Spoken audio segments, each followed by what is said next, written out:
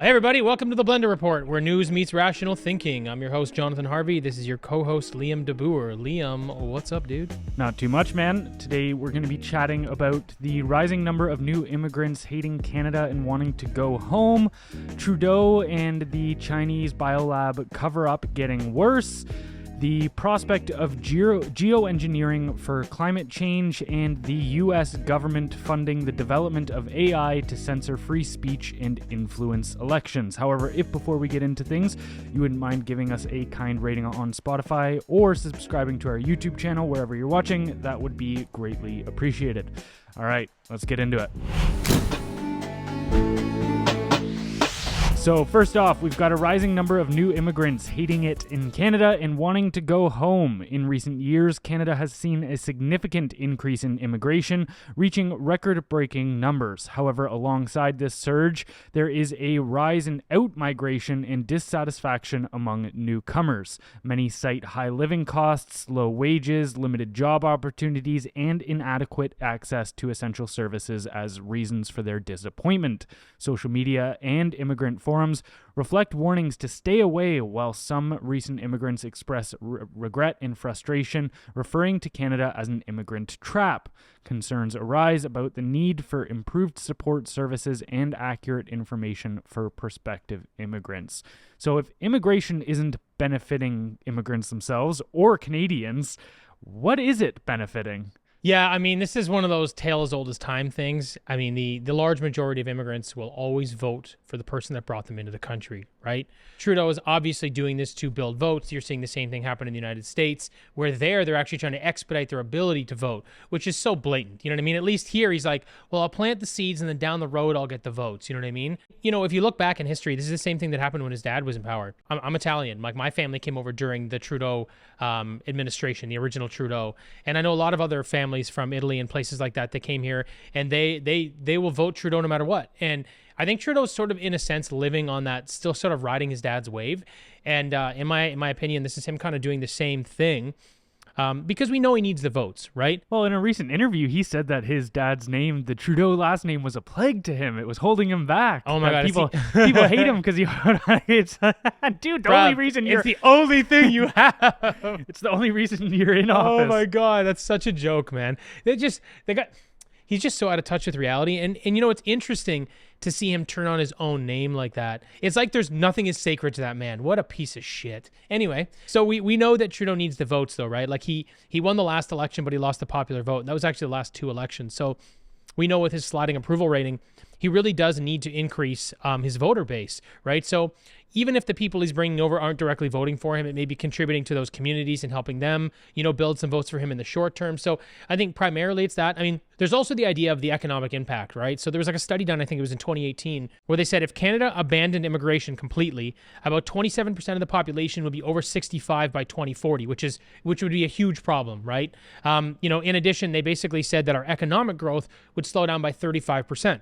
Which is relatively substantial. So there's an argument that it's kind of required to maintain a younger average age and to bolster the workforce, you know, and Canada's declining birth rate with immigrants. So I kind of understand that the premise, right? And I think a lot of us know Canada's built a lot of their GDP off of immigration since World War II.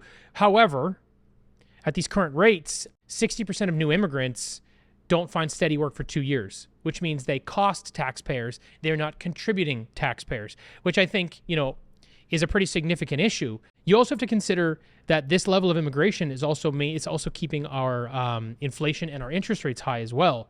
So the problem you're having right now is this is not contributing in a positive way to the economy. It's not contributing to Canadians that are living here because it's hurting us. And again, you get this situation where it's not contributing to the immigrants. Like, no one wants to stay here. I don't blame you, and I don't want to stay here.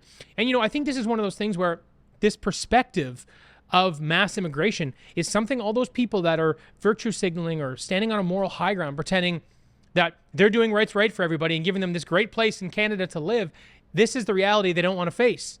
People come here looking for opportunity. I think a lot of times people that live in that moral high ground, like, oh, I'm virtuous because I'm letting everybody in the country.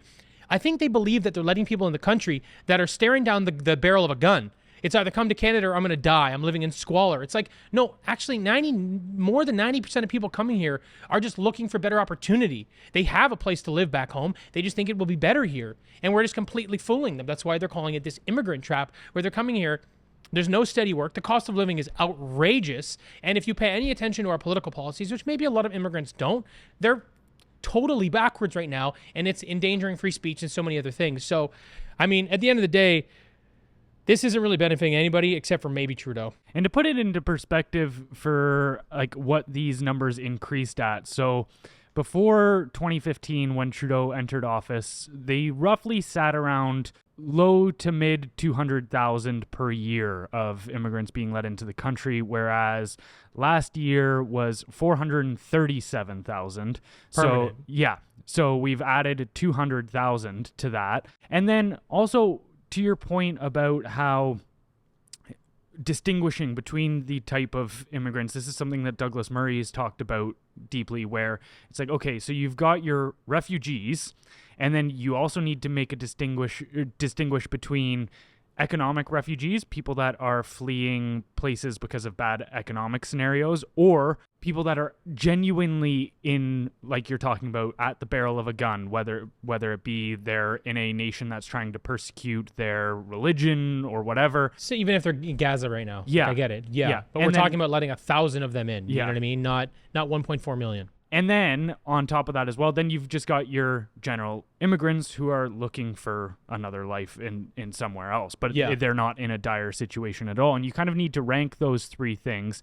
And then you're not doing anything virtuous by taking the poverty-stricken people of the world and bringing them into a system that is then going to crumble under that policy. So if the way that I look at it is, it's like, oh, you know, you've got a home, that's great. You've got 4 bedrooms, you've got this many bathrooms, whatever. But then if you take your entire family, 30, 40 people, and you move them into that one house, quickly that house is not going to be able to sustain them, and you're not doing any good for anybody living under that roof.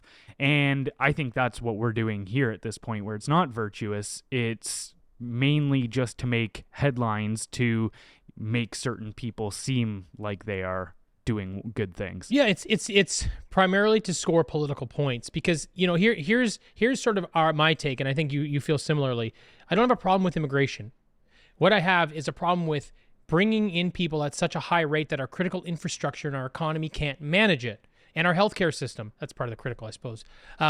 Because when you do that, everyone loses. It's bad for everybody in this country. That's the only problem we have.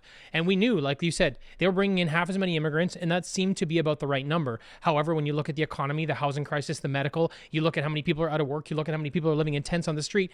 Obviously, we're doing this at a rate that is not good for anyone involved. And for me, that's the biggest issue here.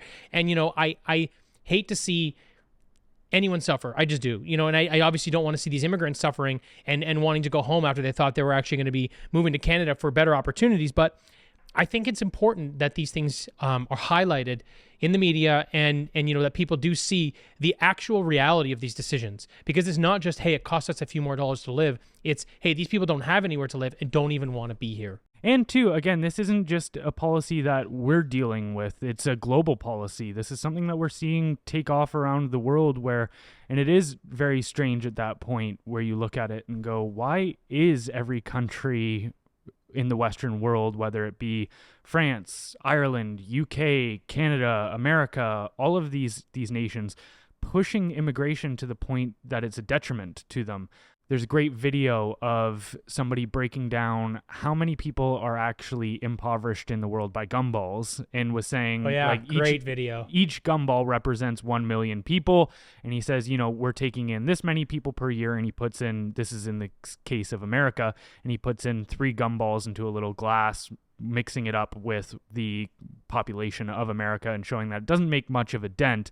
But then when you look at these proposed policies of letting just open borders, like let everybody flood in that wants to come here, it can't possibly handle that level when you're looking at the stack of actually impoverished people. Like, you're not even making a dent in the impoverished world with 1 to 3 million people.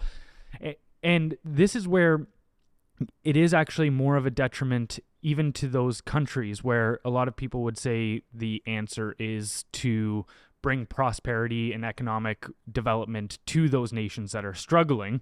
Whereas all you're doing by shipping everyone here, let's say we even take in the cream of the crop. Have you ever heard of the term brain flight? No, I haven't. If we as a country are taking in all of their best minds, their most capable people, Right. what you're actually doing is dooming the rest of the people that are there, their society, because now we're robbing their entire productive base and essentially getting rid of their chances to have economic prosperity. Yeah, no, I totally agree with that point. I think that video that guy did was such a great representation. I love visuals like that. It's right now we're allowing a drop in the bucket of people into the country. Even if you make it 2 drops, though, it doesn't actually help those people coming out of the bucket. All it does is make our country much worse. And then to your point, when all you do is take the valuable high earners from their country, you pretty much leave them with nothing. Yeah. And the idea, from that guy, what he was just to sort of wrap up his plan, his thought process was, we need to provide them with the right tools and the right infrastructure so people want to stay in those countries and help build them up so that they become first world, not to take all their positive people, because it just creates a larger divide. And now we're just doing it at a pace that just helps no one at all. It's wild. And this is one thing that, and maybe this is a little bit sciencey, but this is one thing that people don't really consider when it comes to immigration and different economic conditions depending on geographical locations. So there's a great book called Guns, Germs, and Steel, which is it won a Pulitzer Prize. And what Jared Diamond did in that book was he broke down why Europe ascended faster than the rest of the world. And what he made the distinction of is that Europe as a landmass is east to west. So what that allows is for technology and the ascension of social development. So you would think that most people in primitive lands have to focus daily on where their next food is coming from. Then when you can go forward with things like agriculture, it allows you to step back and focus on things like more political structures and building those up, and then more and more. And then you actually end up giving a certain amount of people the ability to focus on things like technology and all of this. And what he made the point of was that Europe is the only landmass that goes east to west, which means things like domesticated animals can travel, say like a cow in France can live in Eastern Europe as well. Like the climates aren't that different. They're slightly different, but not majorly. And then, but what happens in places like, say, Africa, where there's a lot of economic disparity and this social progress hasn't really happened, is that those technologies you can't actually transfer them from south to north. So for instance, the animals that you use, or even the crops, the type of crops that can grow in certain regions, Right. There's a lot more disparity between the nation as to where they can even get their economic prosperity from. And so he was talking about that as more of like a natural reason as to why Europe, and in part North America, by us colonizing North America, why those countries and nations have ascended the way they have compared to these other nations. And that to me seems like an almost insurmountable problem, or one that at least has to be kept in mind if you're going to deal with the issue of just, hey, certain regions aren't great. Like even if you look at different cities as well, the ability to make money and prosper when you live near a port town that has a lot of trade happening in it, compared to living in the middle of, say, a New Mexican desert, is you're going to have a lot more economic opportunity in certain areas. And it doesn't seem like that's taken into consideration at all when it comes to this immigration policy and idea or disparities. It's just everything gets rooted back to these economic disparities are because of injustices. Well, I think the thing is there's not a lot of room for nuance in these political conversations where they consider those kinds of things. I think what they look at are just the numbers, and they just look at it as scoring partisan points. Because look, a lot of times we've fallen into a trap as society where we've allowed politics to sort of be our politics are paramount, right? We consider that the top of the heap. So that's what matters the most. And we kind of use logic. That's like second or third down the ladder, which doesn't make a lot of sense. If you're trying to make progress for yourself, your family, or people around your neighborhood, your nation, the world, you really have to consider things logically, what makes sense. So you have to take those things into consideration. However, what we're doing is it's all about politics first and partisan points first. And what they do is they use virtue signaling and just looking good as a popularity contest more so than what they're actually doing. So this just unfortunately falls between logic and politics. And that's the unfortunate aspect here, where they just aren't thinking logically and they don't really care about the individuals. They just care about how it helps them get reelected, unfortunately. All right, moving on here to the Trudeau China Biolab cover-up getting worse. So the Conservative leader Pierre Poilievre accuses the Canadian government of a quote-unquote cover-up in a security breach at the National Microbiology Laboratory involving two scientists collaborating with the Chinese People's Liberation Army on bioweapons. Documents reveal a Chinese military official assessed sensitive information at the lab. Poilievre claims the government was aware of the collaboration and the security breaches, but withheld this information to avoid embarrassment before an election. He further alleges that China interfered in the election to benefit the current government. So do you think this issue can be chalked up to malice or incompetence? I think it's a little bit of both. I think it's both. I mean... In a malicious level of incompetence. Oh man, my body hurt so much from boxing yesterday. I feel like I was in a car crash. I can't laugh. Fuck. Yeah, I think you actually have a considerable amount of both to even allow this to happen. There's a pile of incompetence there. To have our organizations be working with China and allow them into these places. I mean, hey, we just got through a pandemic, right? And look what happened. It was a Chinese virus. And now we're saying, well, we're letting them into our virology labs and stuff too. I mean, there's a lot of incompetence there, but I expect that from the government. The malice for me is from China breaking into or some form of espionage to get our information to get into these labs. Like that's kind of nuts. Well, what's crazy is it's not even just information. So I read deep into this, and there was a New York Times article where I quoted, in one episode, X-rays revealed that a parcel delivered to the lab for Dr. Cheng and was labeled kitchen utensils, but contained vials of mouse proteins. So there was definitely sharing of samples and everything too. It wasn't even just information. Well, I think at the end of the day, if you get the information, you can recreate the sample. So I think either way, I think that is pretty malicious on their part. And obviously this Canadian who turned on their country to do this, like that's malicious, right? But then the other thing that I find malicious is that when the Trudeau government found out and they covered it up, because they knew what this would look like to them.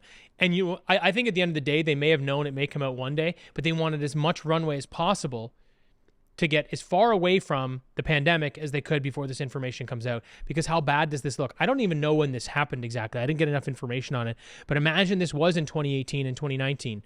Imagine how that makes the Trudeau government. And the thing is, it may very well have been, unless you got information to say otherwise. I don't know that it wasn't. And if you look at that and you go, okay, well, we know that the United States was contributing funds to the lab in China, the Wuhan lab in China, to do gain-of-function research. We know that. That's unequivocally true. And now we know the CCP was in cahoots with people from Canada to be stealing information from our only level 4 lab in the country, which has got all the craziest shit. Was that also in 2018? I don't know. Was it? Maybe not. Because now you look like, okay, well, now the United States is complicit. Is Canada involved in this as well? And that's got to be political suicide. That's got to be. I don't know how they're letting it go in the States right now. I guess because they're throwing it mainly on Fauci. He's still denying it. That psychopath. If this happens in Canada, where does that put Trudeau? That's the end of him. That is how do you get over that? Because people, I feel like we say that every week. Yeah. There's something where we're like, this is the end of Trudeau. It's got to be the end. And you know what? It may not be. I say that with hope, but I also say it knowing that it may not be. Yes, that's a good point. However, they've managed to get it to the point where it's now 2024 and we're just finding out. So now it's so far away that now it's easy to be like, well, it wasn't that serious. We didn't want anybody to get upset, and and blah blah blah. He's gonna find some way to sort of circumvent this so he doesn't look too bad. But I think you know what? To your original question, mainly malice. This is mainly malicious, unfortunately. What kind of concerns me, though, is even the health minister and the health department are a little divided right now on whether or not they're still working with China. They don't even know. Yeah, and the couple that was brought to light here for doing this cannot be located now. And according to certain sources, they're anonymous sources that were talked about in the New York Times, but that they have moved to China after being dismissed. So what I would do, I would be like, oh, I gave the China all the stuff they wanted. I'm going to go there and be treated like a king. Yeah. See you later. Well, they're Chinese nationals as well, aren't they? Like I think they definitely had Chinese names. Yeah. I don't know if they were or believe not. they were actually from China, that they weren't even necessarily like born here, that it was they I don't know. they I don't have that immigrated here information. So that's also, I mean, there are certain rules that are in place that stop people that are not Canadians, national citizens, from being a part of certain organizations, right? Yeah. Why wouldn't this be one of them? Yeah, you would think so. Like one of our top biolabs in the country. And these biolabs, it seems to be very, very frightening as to the scale as to which we are playing with these viruses. Just like we saw with COVID. Yeah. It's like that definitely, like at this point, it's essentially beyond question. Yes. Obviously, we don't have the smoking gun because the CCP deleted everything and deleted probably anyone. Yeah, and all the people that worked at the lab died from some virus. So, yeah. So whether we'll actually ever get the smoking gun, who knows? But when you even hear guys like RFK talking about the extent to which America has been using biolabs in Ukraine and all of this, that's pretty wild. And you go, okay, well, how much of that is even, say, factoring into the war in Ukraine? How much of that is like, oh, we need to make sure that we maintain control on these labs, because if it gets out, if all the information of what we've been studying or working on there gets out, or another government gets their hands on it, like who knows, maybe they've created a highly contagious, highly deadly virus in one of those labs, and which our own citizens, which they could catch flack for, okay, why were you doing this research in the first place? But then also you've got the dangers of now that research or that virus is in the hands of China or Russia or whatever. So to me, like, I look at what we're playing with, and it just seems like we are trying to play God on a level that is only going to cause major consequences for us now. Yeah, I mean, we've already seen what happened. We've got a live example. And no, obviously, COVID wasn't that dangerous. It wasn't. I mean, the information is all out. We've gone through it. But what it did to the world and how people responded to it was insane. You know, how it ushered in sort of this totalitarian rule in some sense in a lot of places that were supposed to be democratic. How these big pharma companies became number one in the world, and they were now the saviors, and now what people are being exposed to, and how they're... Anyway, for me, that's pretty wild. I mean, and then back to your point about the biolabs, I mean, there's one right now in California that everyone's up in arms about that was Chinese run, that was doing some pretty wild stuff. And yeah, like you said, in Ukraine, it seems that they're doing these things constantly, and they for some reason think that they're smarter than, or they know better than, and that we should all just fall in line and let it happen. But they come out with one the other day. It was a COVID virus, and it killed 100% of the mice. It killed them all, and they were modified mice. The mice were modified to have components like lungs, more like humans. So I was like, okay, well, and then they said, well, you know, maybe it's because of that. I'm like, yeah, but that makes it more scary. And then when they were questioned, they're like, well, no, it wasn't gain-of-function research because we didn't know it was going to happen. So you did it by mistake. That is so insane. And, you know, these things continue to happen, yet you and I, you know, we try to figure these things out. We try to dig in a little bit here and there, but we're just scratching the surface. We have no idea. This is one of those things that, you know, I don't have a lot of fear in life, but this is one of those things that really concerns me because we are not managing this well. We've already shown what does happen, and now we're just becoming more brazen with it. So I don't know, man. When it comes to Canada and China and the lab here, luckily our country, when it comes to this stuff, we're not a significant contributor on the world stage to this stuff. So my hope is that the information was obviously, call it top secret, but not maybe not as lethal as some of these other things that are, you know, moving around the world. But I don't know if that helps you sleep or not. Yeah. Not very well, knowing that what they're playing with. And I think it has to come down to a cost versus benefit analysis on these kind of things as well, because sure, you can make the argument that we should be experimenting with these kind of viruses to get ahead of the curve, so that if ever one jumps from animals to humans, that we've got the necessary precautions in place to deal with that, or we know that what we're going to deal with in that time, right? But I just look at it and go, the risks are way too high on the other end of, we've already seen it now with the last couple years, where, first of all, it doesn't seem like any of the research that was done prior in the Wuhan virus or Institute of Virology on COVID gave us any better information on how to deal with this thing, because we dealt with it insanely incorrectly. So that argument kind of gets rendered invalid. But then when you look at the cost, it's like, okay, so we didn't get any better information on how to deal with it, but we did get a world shutdown for 2 or 3 years. We've got insane censorship laws now being put in place. People were human health is definitely worse now than it was before the pandemic, both physically and mentally. And then on the economic front, every country is in complete disarray right now for cost of living and inflation and all of these things, supply chains. And then, too, if you don't think that the heightened economic issues that came off of the back of this kind of research also led to heightened conflicts, like, you're insane. Like, there's a good, somebody broke it down how he called it the 4 horsemen of death. They always come about at the same time. It's like one can pop off and it often triggers the other 3, which is war, viruses like pandemics, economic crashes, and famine.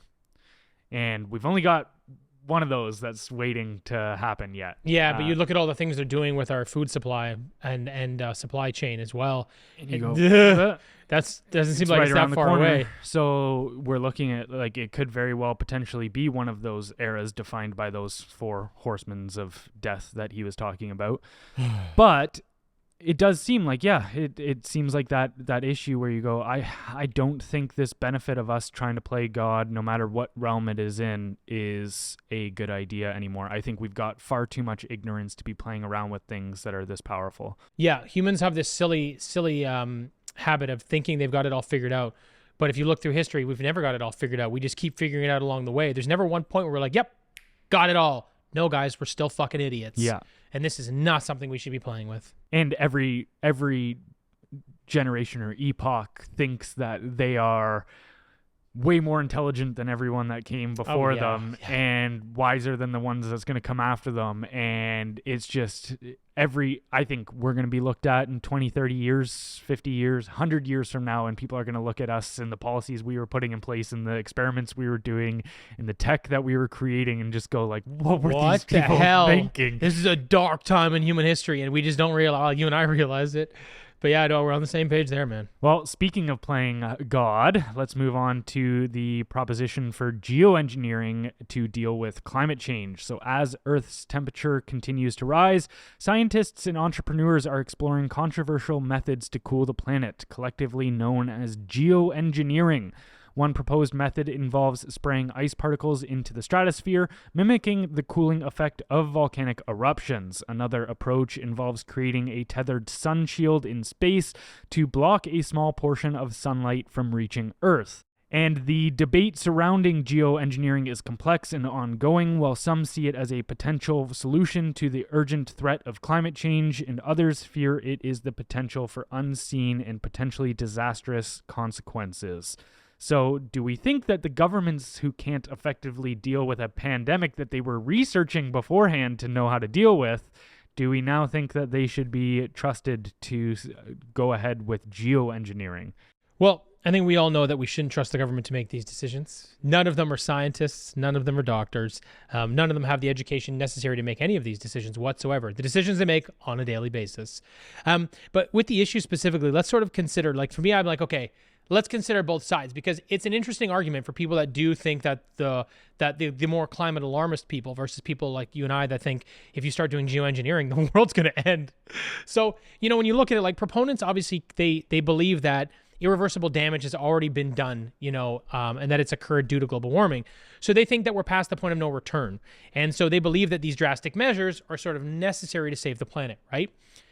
However, despite that sort of alarmist view, there are several arguments that really push back against that, at this time anyway. For starters, there's no real consensus on the severity of current climate change, right? We don't really agree where it's at.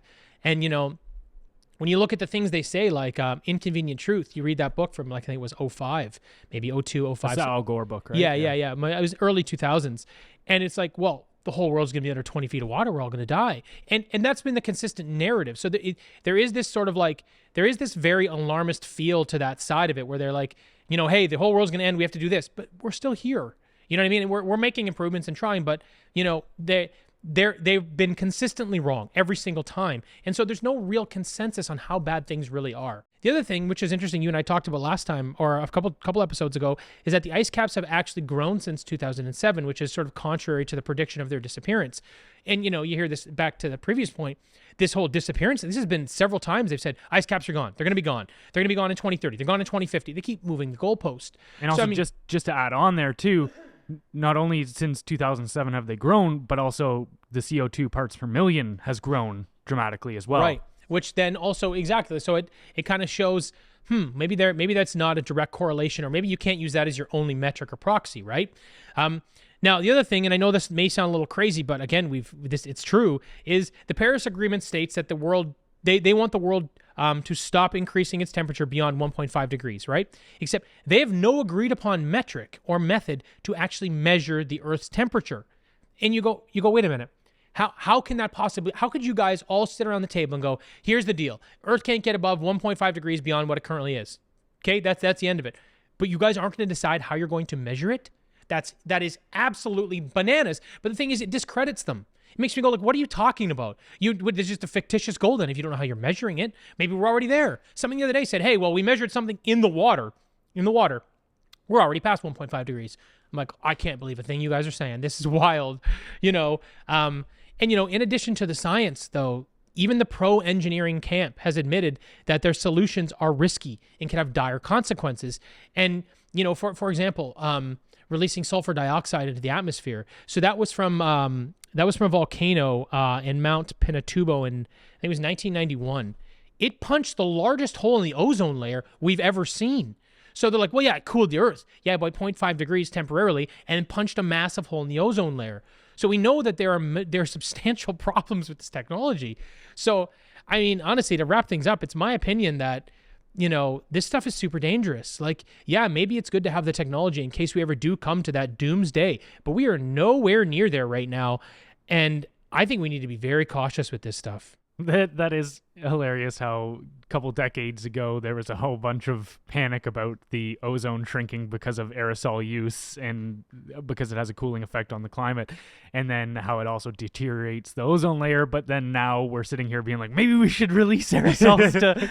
You're like, what? No laughing. My body hurts so much. I can't laugh. Oh, my rib cage. But then also, too, when it comes to the whole climate change debacle with the 1.5 degrees Celsius, Steve Koonin talks about this in his book, where the scientist who came up with the whole 1.5 degree label, he admitted to Steve Koonin how this was a number that was kind of arbitrarily decided because it was easy for politicians to remember. There it is, man. Partisan points and talking points. Let's go. And so this is something that I've talked about before as well, where it's like, okay, how things move, whether it be in climate science or whether it be in the climate world or whatever, it's like you've got your hard data, and then that hard data gets distilled down into summaries, and then those get further distilled down into summaries for policymakers, meaning we're going to take this simplification of this data and make it simpler so that politicians can understand talking points. Yeah. And then those summaries get turned into 2 or 3 sentence talking points, and those talking points never ever deal with how complex these scenarios are. Not at all.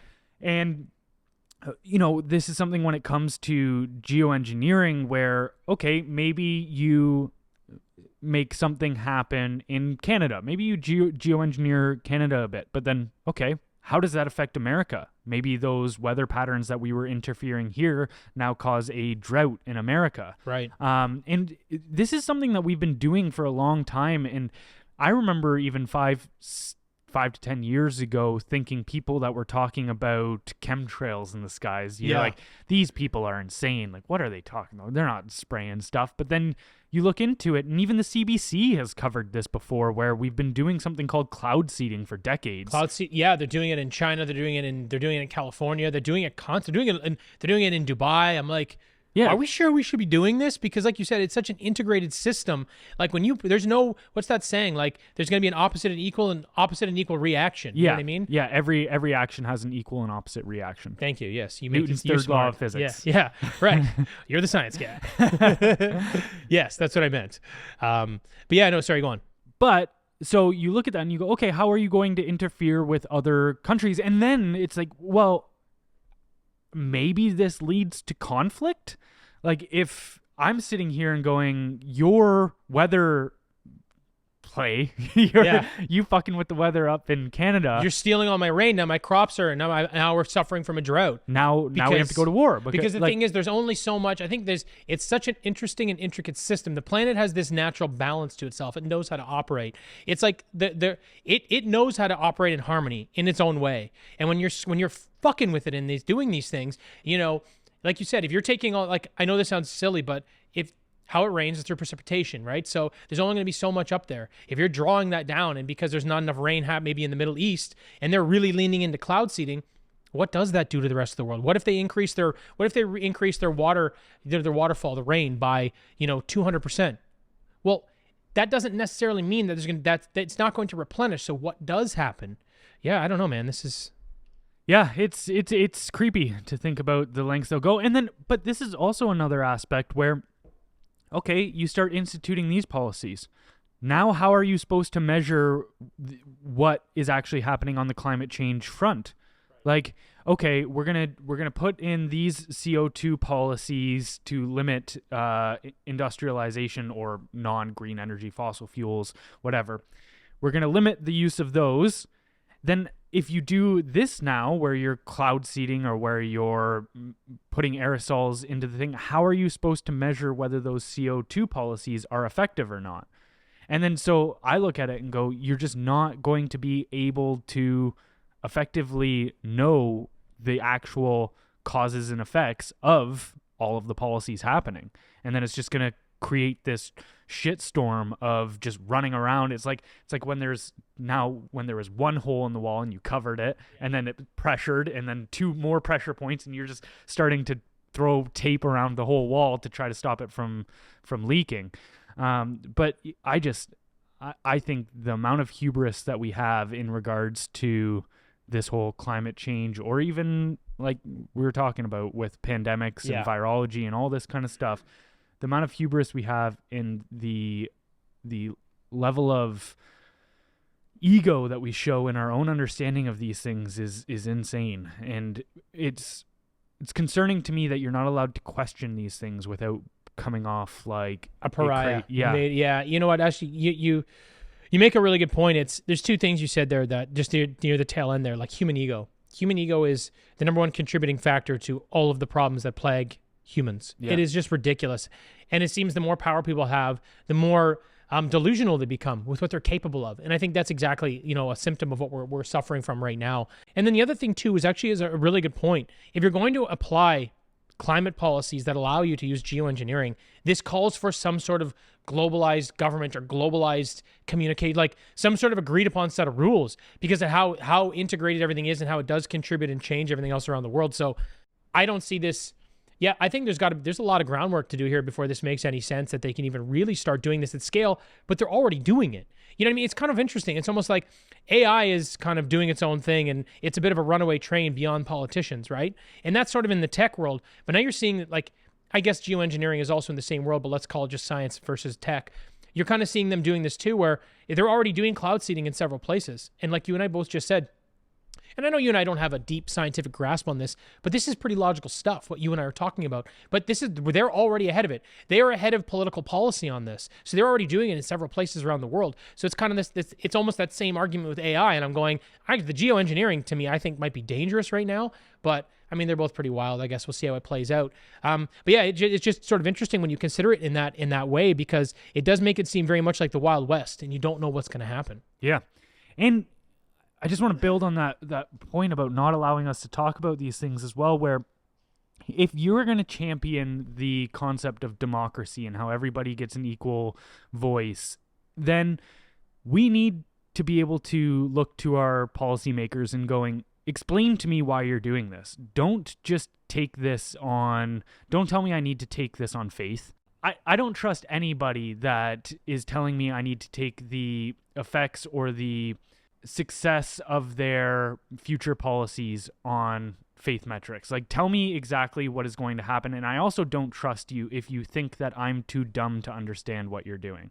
I'm not claiming like you're talking, you and I are not experts in this field by any means, but I think both of us have the ability to understand things if they're explained to us. Yes, and absolutely. It's that refusal to explain that drives me up the wall.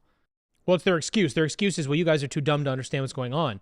But that's why you and I basically continue to do these things, because we can just call them on all their bullshit. And yeah, you and I might be smarter than the average bear, but it doesn't take a genius to be able to figure these things out. Especially, look, there's that Einstein quote, and I'm going to butcher it, but the idea is if you can't explain something to a 6-year-old, then you don't understand it well enough yourself. Yeah. Which means you can break these concepts down and make them basic enough to understand. So that is just such a bullshit bailout that these people are using to get away with nonsense. Yeah. And it does seem to be the veil that they hide behind all the time is just, oh yeah, you don't worry with these. This is above your head. Just keep your head down. Focus on abortion. Focus on race wars. Focus on transgenderism. All this kind of stuff. Leave these topics to us. The big stuff. Yeah. Divide and conquer. All right, the last story for the day. The U.S. government is funding the development of AI to censor free speech and influence elections. A new congressional report from the House Judiciary Committee and its select subcommittee on the weaponization of the federal government alleges that the National Science Foundation has been funding research and development of artificial intelligence tools used to censor political speech and influence elections. The report also accuses the NSF of attempting to conceal the true purposes of the Track F program by tracking critics of the program and developing a media strategy to blacklist certain news outlets. Critics claim that this funding is part of a growing quote-unquote censorship industrial complex involving the FBI, CIA, NSA, NSF, and private sector entities, raising concerns about the influence of intelligence agencies and the potential misuse of personal data. So is the age of free speech and free thought coming to an end? Well, I mean, first, obviously, we are losing the battle for free speech. That's what's happening. It's very evident. Whether it's through policy or technology, that's what's happening. That being said, this has been ongoing for a very long time, right? You can look back. You can look at MLK. You can look way further back. They've always been trying to stifle free speech. As soon as new technology comes in, they realize that the people can communicate better through these tools. So then it just takes them time to try to stifle it. It takes them time to try to control it. Whether it's, printing press, books and newspapers, stuff like that. And now they own all the newspapers and stuff, right? And then you look at radio, and then you look at TV and the news and all this other thing. They just control everything over time. And they continually try to fight you on free speech. And again, for me, it's so these politicians and these political leaders can just continue to gain more and more power. And how they do that is they need to control the media narrative. That is paramount. You and I talk about this, but if you don't control the media narrative, is how you control the narrative, through using the media, you control the narrative on every single topic. So you need to control the media. Otherwise, you lose everything else. It is the glue that holds everything else together for these people. It seems to be a natural reoccurrence throughout human history that these things happen. And I think it's just up to us to kind of not tolerate it. I've said this before, but I think we're heading back to this old world where it's only 200, 300 years that even the concepts of free speech have been widely accepted, that thought about as actually providing value. These things weren't in conversation thousands of years ago. They weren't common topics. They weren't freedoms that people had access to. And I think one thing that I want to just highlight before giving it back to you here is, like, without freedom of speech, there's also not freedom of thought. And I've started to realize that those two things are correlated, because if I don't have the ability to get all information or perspectives at hand on any certain topic, then I can't actually form my opinion on them. And then I don't even have an opinion to speak, let alone, And you look at, there was a great, there's a quote from John McAfee. He was talking about how people always turn to him and ask, oh, what's your perspective on this thing happening in the world? And he goes, I don't have any perspective on it, because I don't trust. I know that everything that's coming to me right now is lies. How am I supposed to create a judgment on what's truth when I'm just handed a bunch of different lies from propaganda machine A or propaganda machine B, whether it be, okay, this is Russian propaganda or that's American propaganda, and it just totally distorts reality. And I think even things like that are a large reason for the mental health crises in the world, where people are able to deal with the problems and obstacles that come up to them, but when they're confused about the reasons for those issues, that's when things start to go pretty haywire in people's minds. And so I look at censorship as one of the greatest evils that can be done. Yeah, you know what? I really like your point in connecting freedom of speech and freedom of thought, because I don't think a lot of people see it that way. I think a lot of times they go, well, I just can't say these things, or this person can't say that, or this person got censored on that platform. It's not going to contribute to my life in any major way, or I'm on the left, so that's okay, or I'm on the right, so it's not. When you stop people from discussing the issues at hand, whatever it may be, then you don't get all the information to actually form your own thoughts. That is such an incredibly good point. I think I really want that to hit home, because that was significant the way you put that for me. Anyway, I can't take full credit. John Stuart Mill got me onto that, just for anybody. No, it's true. I'm sure it's a recycled thought from a few people. It's a really good way of looking at it for when people feel like, well, my speech isn't being stifled, so this is not inconvenient, it doesn't matter. But it's like, no, this is significantly changing the landscape of society. And I guess that's also why politicians and political elite, corporate elite, that's why they spend so much time stifling it. That's why they want to stop it, because they know, hey, if I can stop these people from talking about it, I can stop these. This is an idea that is a seed. If I kill it when it's a seed, it will not grow into a crop that will then generate a lot of interest and a lot of people agreeing with them. And that's why they have to stop it at these points. And that's, I think, why this cat and mouse game exists. It's pretty wild when you put it that way. My concern a little bit with AI in this particular round of censorship is that, I don't remember, I think I've talked about this before. The guys Tristan Harris and Asa Raskin, they created The Social Dilemma. They were on Joe Rogan podcast not too long ago, and they were explaining that AI, the technology of AI, is literally like something from 500 years in the future. It is so much more advanced, and it is going to scale so quickly that no one here is really ready. They're not equipped to manage it, So, and the governments have control over it. That's what this is, and that's what this money is being spent on from the U.S. government. It's $39 million that they're spending just on AI censorship tools.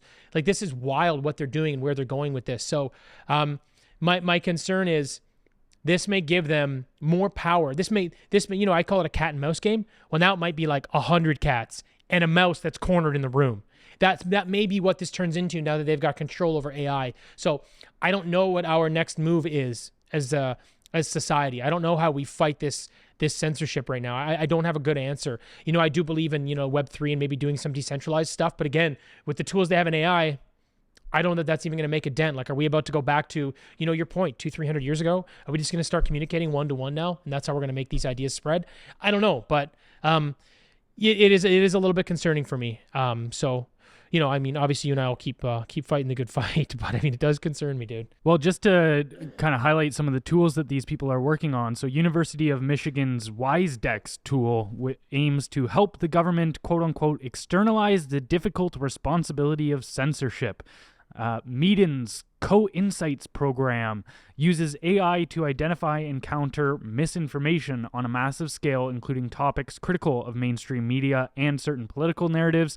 The University of Wisconsin's Course Correct tool focuses on fact-checking, delegitimizing information about election integrity and vaccine efficacy on social media, and MIT's SearchLit tool, which targets specific demographics, mainly conservatives, minorities, and veterans, for quote-unquote educational interventions about discerning online information.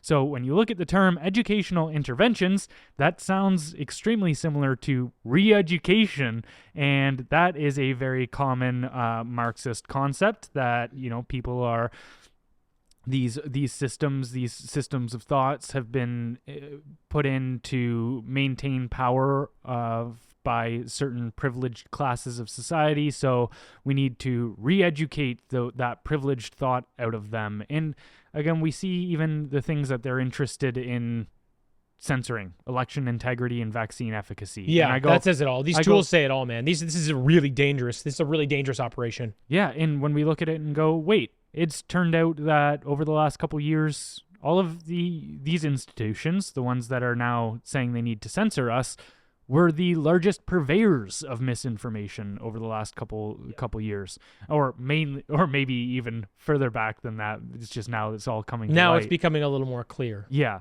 but I think it's important to note too the biases that these AI programs have. It'd be one thing if you were looking at it and going, okay, these AI systems are completely rational, they are just logic based, and that's it. But then look at Google Gemini's thing that just came out over the last couple weeks, right? It's like we saw it showing that the founding fathers were black. George Washington wasn't black? What do you mean? Yeah. And then also it was saying how even you couldn't misgender. It's not right to misgender Caitlyn Jenner, even if it stopped a nuclear apocalypse from happening. Yeah, you're just all right, man. You're like, okay, so obviously these systems are insanely biased towards a certain ideological group. Yes, unfortunately, it always comes down to who's in control, right? And that's how these things work. And it's for right now, the things that you and I support, they're the ones that are being suppressed. That's the reality. But at the end of the day, when the shoe's on the other foot, honestly, I still don't approve of any of these tools for stifling their speech or what they are thinking. Look, the only way to beat down bad ideas is with better ideas. It's always like you always need to be able to communicate. And like you said, have the freedom to think for yourself. All of these things are wildly insane. And I just hope that, when we do see politics flip to the other side, which we inevitably do, that they are not just as power hungry and as crazy and do the same things, because it's just going to continue getting worse and worse and worse. And I feel like there was this sort of path we were on, a linear path that was sort of 2 steps forward, 1 step back, rather. That was kind of like the political landscape of power. But over the last few years, it's like they've taken 100 steps forward. And we need to do something to curtail this, to pull this back, because we just can't keep up with that pace of, with that amount of censorship, that amount of control. Like, this is just, the way society's operating right now is untenable. And my concern is that the next group of politicians that get in don't actually have the wherewithal or the decency to turn these things over. Because if we continue down this path at this rate, man, do I have very little hope for society. God, I hate leaving the podcast like that. I'm sorry. I just feel bad. I'm like, doomsday again. Well, I look at like what you're talking about, whether it be, it all comes down to central authority, really. And I look at that like the ring from the Lord of the Rings, and you've got people like, and I find conservatives are typically like the Boromir, where it's just like, why don't we use the ring for you? It's like we were all on board with casting it into the volcano, but then once it's into your hands, you're like, maybe we should use it. That's my concern. All right. Anything else you wanted to add for today, brother? That is it. Thanks for everybody. Thanks for listening. All right. Don't forget to head over to our website to sign up for our newsletter at blendrnews.com. That's BLENDR news.com. And we'll catch you next time. Bye, everybody.